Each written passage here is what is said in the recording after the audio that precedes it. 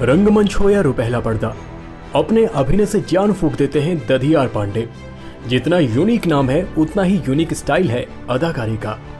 लखनऊ शहर से मुंबई की उड़ान किस तरह रही, दबंग, जज्बा, मटरू की बीवी का मंडोला जैसी मूवी हो या फिर टीवी शो या फिर वेब सीरीज, अपने अभिनय के रंग बिखेरते आपको दिख ही जाएंगे। तो आज इसी शख्सियत से मुलाकात करेंगे हमारे इस प्रोग्राम एक मुलाकात में।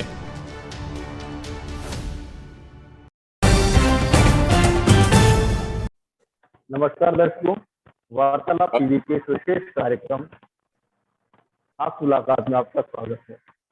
हमारी कोशिश रहती है कि आपकी हर सप्ताह किसी ऐसी शख्सियत से मुलाकात कराई जाए जो अपने तजुर्बे आपसे शेयर करें, साथ में कुछ प्रेरणा और कुछ टिप्स जो उनके अनुभवों से निकल के आती है वो आपको बता पाए। तो आज ऐसी ही एक शख्सियत जो कि सिने जगत से है हमारे साथ में है। स्वागत करते हैं उनका। सर, बहुत बहुत स्वागत है आपका। नमस्कार, मेरा नाम दधी पांडे है। बहुत बहुत धन्यवाद। जी सर। जी सर, पहला सवाल ये कि दधी पांडे बहुत ही एक डिफरेंट नाम है, तो इस नाम का मतलब हमें समझाएं। मैं खुद नहीं चाहता था कि इस नाम को मैं खुद बोलूं, मैं आपसे ही चाहता था इस नाम का उच्चारण, क्योंकि मुझे भी लग रहा था इस नाम का एक तो मतलब दर्शकों को आप समझाएं। हाँ, दधी एक्चुअली संस्कृत का शब्द है और इससे भी दधीची ऋषि जो हमारे यहाँ नॉर्थ में है भी जाते हैं यूपी बोर्ड में, तो उसमें दधीची ऋषि के बारे में काफी है। तो उसी जिन्होंने हस्तियों के शस्त्र बनवाए थे जब देवताओं और युद्ध हुआ था, तो उसी का ही अपभ्रंश मेरे पिताजी ने रखा है, क्योंकि मेरे पिताजी थोड़ा सा मतलब आपके आध्यात्मिक थे, तो उनको ये बड़ा पसंद।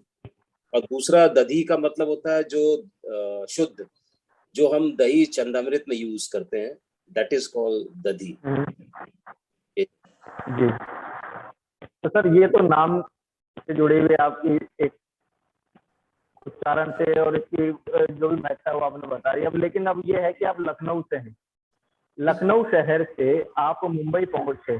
आप एक आर्टिस्ट हैं, आपको बहुत सी पिक्चर्स में दर्शकों ने देखा होगा, कई वेब सीरीज आप कर रहे हैं, लेकिन ये जो सफर था वो क्या इतना आसान था जो आप आज हम बैठ के बात कर पा रहे हैं? सफर आसान तो कोई भी सफर नहीं होता, उसके लिए जद्दोजहद, और हर सफर पहले की जो जद्दोजहद होती है वो काफी लंबी होती है। तो मैं भी काफी टाइम से थिएटर कर रहा था, मैं 83 से थिएटर कर रहा हूँ। तो एक वर्ड मेरे ऊपर है, वर्ड व्हाट नेक्स्ट। जी, जो व्हाट नेक्स्ट वाला, वो पहले मैं थिएटर से पहले मैं नौकरी करता था, रिसर्च इंस्टीट्यूट में मैं था, और उसका नाम है सेंट्रल रिसर्च इंस्टीट्यूट, मैं जॉब करता था। तो मैंने थिएटर जब शुरू किया मैंने, तो मुझे उसमें एक अलग ही मजा आने लगा। एक मुझे तो वहां कुछ लगा कि यार ये है, मैं जॉब के चक्कर में क्यों फंसा हुआ हूँ। तो जब मैं थिएटर में आया, तो उसके बाद ही मैंने जाना कि थिएटर की एक पढ़ाई होती है, थिएटर का सब एक इंस्टीट्यूट्स हैं जहाँ पर जैसे ड्रामा स्कूल्स है, एनएसडी है, और भी बहुत सारे ऐसे इंस्टीट्यूट्स हैं जहाँ से आप प्रॉपर ट्रेनिंग लेते हैं। लखनऊ में एक भारतीय नाट्य अकेडमी है। तो मुझे तब पता चला, और मैं तब तक मेरे लिए थोड़ी सी देर हो चुकी थी, क्योंकि मैं ऑलरेडी सेंट्रल गवर्नमेंट था। मैं ड्रामा स्कूल जाना तो चाहता था, लेकिन मेरे पेरेंट्स अलाउ नहीं कर रहे थे मुझे। तो उन्होंने हालांकि फिर मैंने थिएटर से ही, जो गुरु हमारे भारतीय नाट्य अकेडमी में पढ़ाते थे, उनके साथ मैंने थिएटर शुरू किया, उनके साथ काफी कुछ। और थिएटर एक वक्त ऐसा आया कि जब मुझे लगने लगा कि व्हाट नेक्स्ट। अभी मेरी नौकरी चल रही थी, नौकरी चलते चलते मुझे जब व्हाट नेक्स्ट आया, तो मैंने थिएटर शुरू कर दिया, और थिएटर करते करते मुझे लगा व्हाट नेक्स्ट। तो क्या मैं नौकरी छोड़ दूं, क्या मैं इसी को अपना प्रोफेशन बनाऊं? ये जद्दोजहद मेरे अंदर बहुत चल रही थी। तो फाइनली मैं ये बना रहा हूँ, क्योंकि इसमें मुझे मजा आ रहा है। तो मैंने 96 में लखनऊ छोड़ा, मुंबई आया। मुंबई आने के बाद यहाँ की जद्दोजहद एक अलग थी। मुंबई में किसी को भी नहीं जानता था, 2-4 वो ऑलरेडी अपना वो भी इस तरह से एस्टेब्लिश नहीं थे, तो उनसे मिला। 1-2 साल मैं यहाँ रहा। 1-2 साल रहने के बाद मुझे लगा यार बहुत मुश्किल है यहाँ पर, काम पाना इतना आसान नहीं है। तो फिर मैं 98 में वापस चला गया। 98 में फाइनल इंस्टीट्यूट ज्वाइन, और इंस्टीट्यूट ज्वाइन के बाद थिएटर शुरू किया। तो उस वक्त मेरे अंदर एक अजीब सी भावना आ गई कि मुझे ऐसा लगता था कि हर शख्स मुझे देख रहा है कि मैं हारा हुआ हूँ,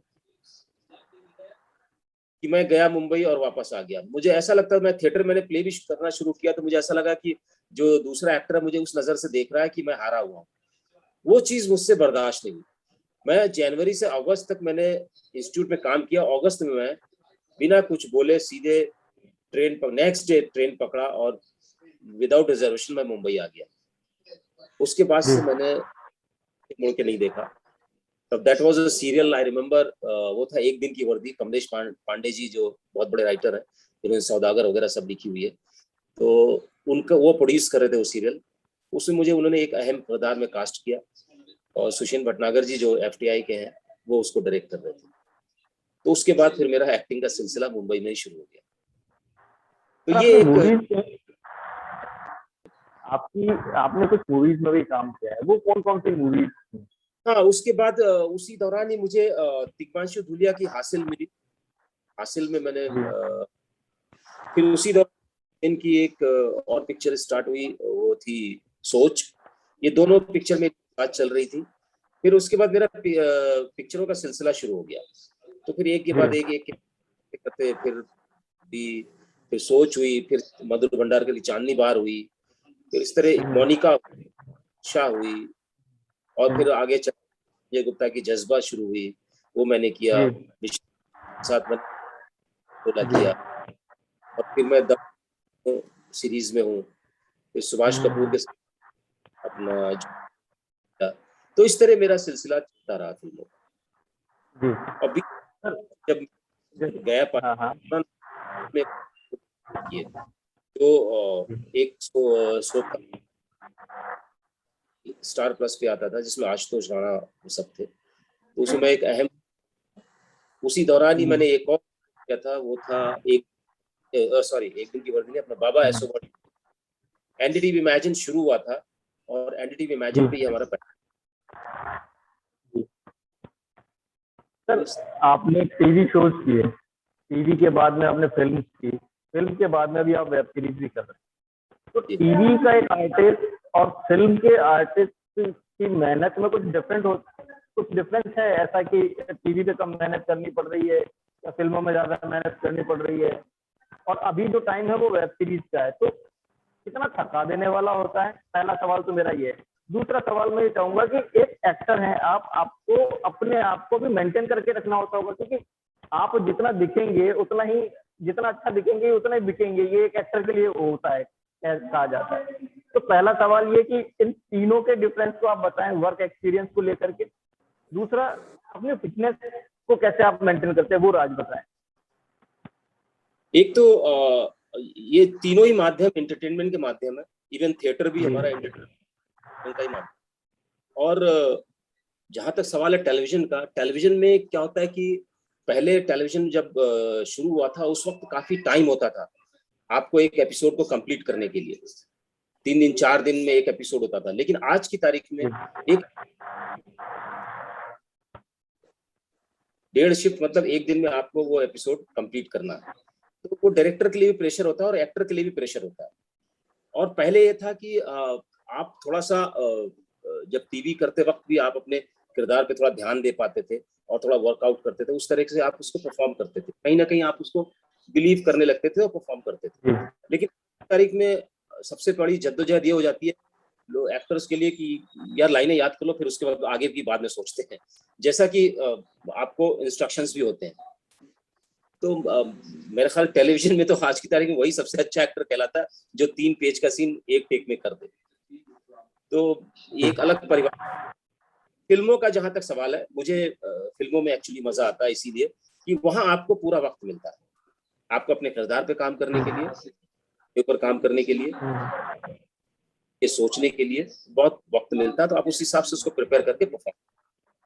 तो ये तो एक अभिनय के हिसाब से जो डिफरेंस है वो ये है, जो काम को लेके है वो।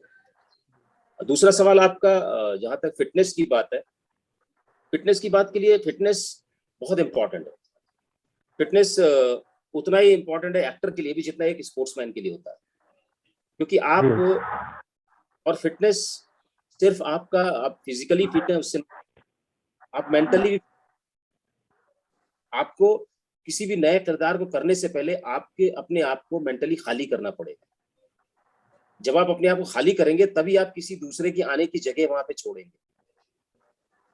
तो वो जगह अपने अंदर बनाए रखना बहुत जरूरी है, तभी आप एक नए किरदार के साथ जस्टिफाई कर पाते हैं।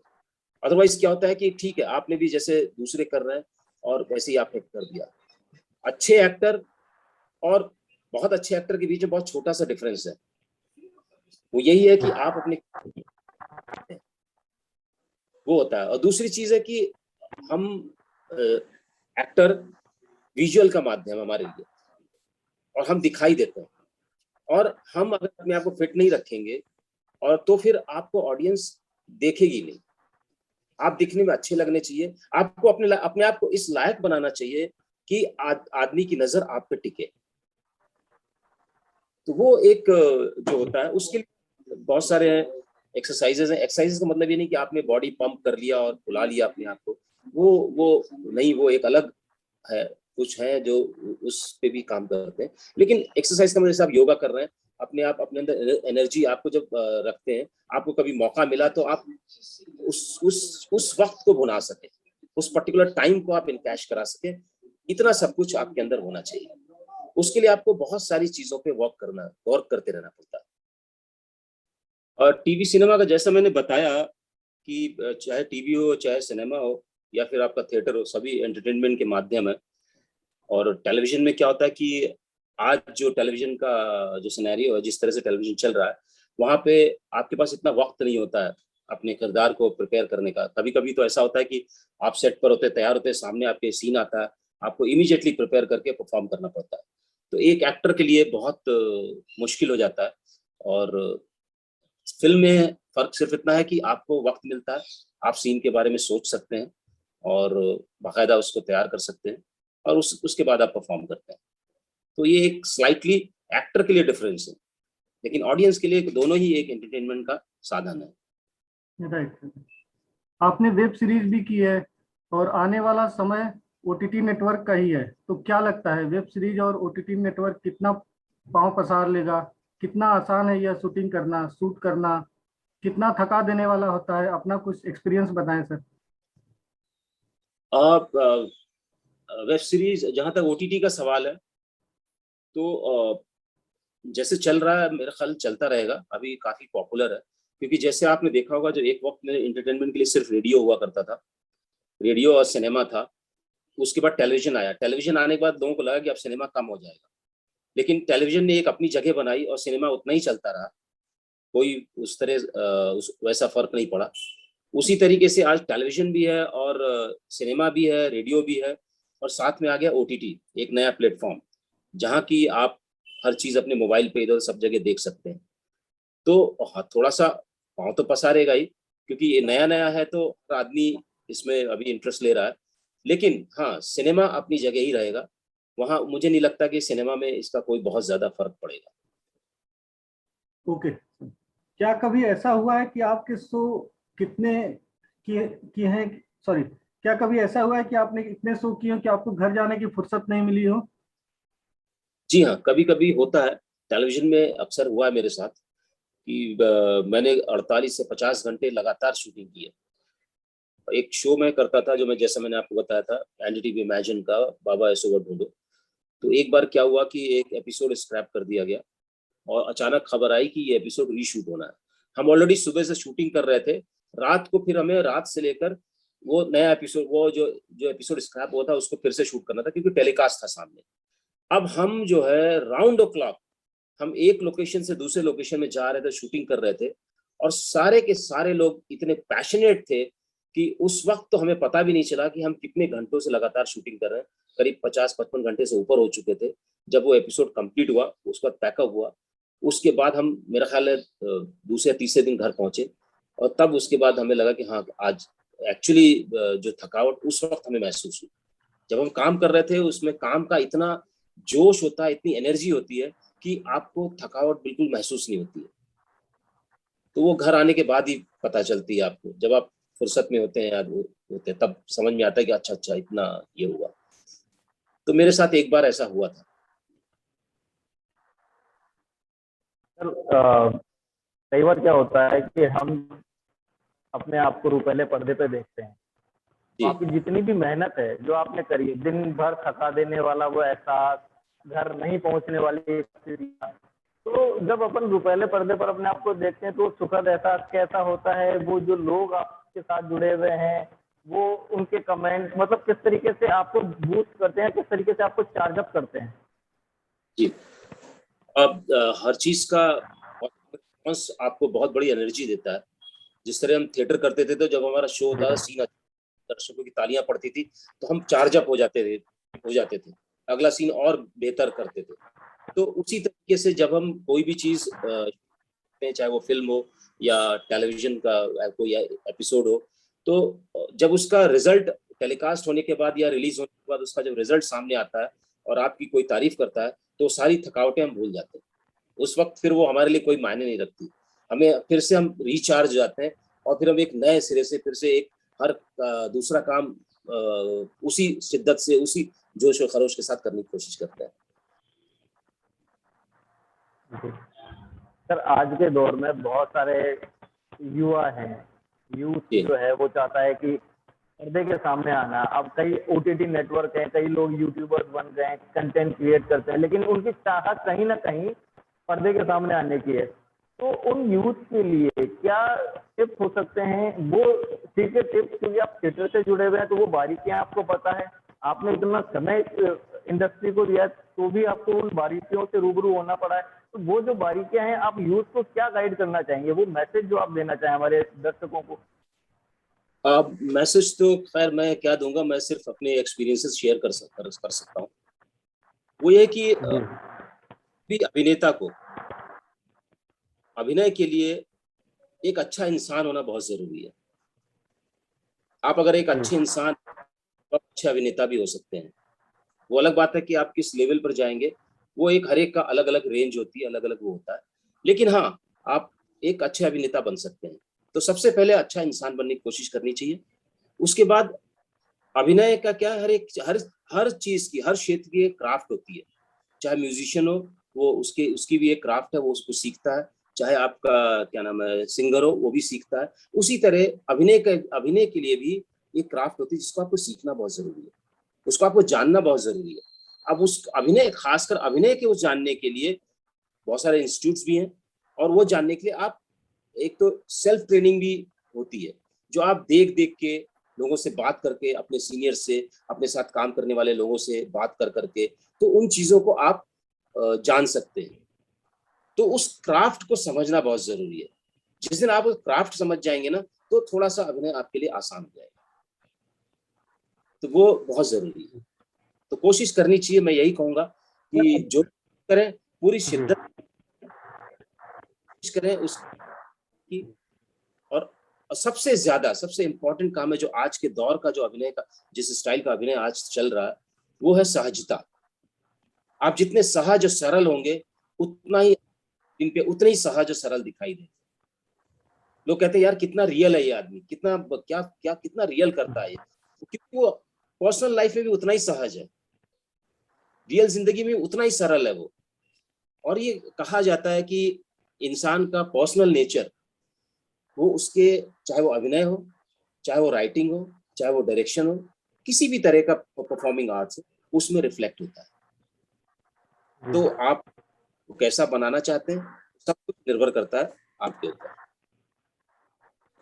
सर अब मैं रुकूंगा आपको यहाँ पे भी। अब ये जानना चाहेंगे कि आपके अपकमिंग प्रोजेक्ट कौन कौन से हैं, कहाँ पे आप हमें अब दिखने वाले हैं? मेरी अभी तो एज ऑफ नाउ कोई ऐसा कमिटमेंट नहीं है, लेकिन हाँ एक मैंने वेब सीरीज की थी, उसका शायद सीजन 2 बनने वाला है, तो वो है। और एक आधी फिल्म है जो आई है, आने वाली है, तो जल्दी ही मैं तला करूंगा।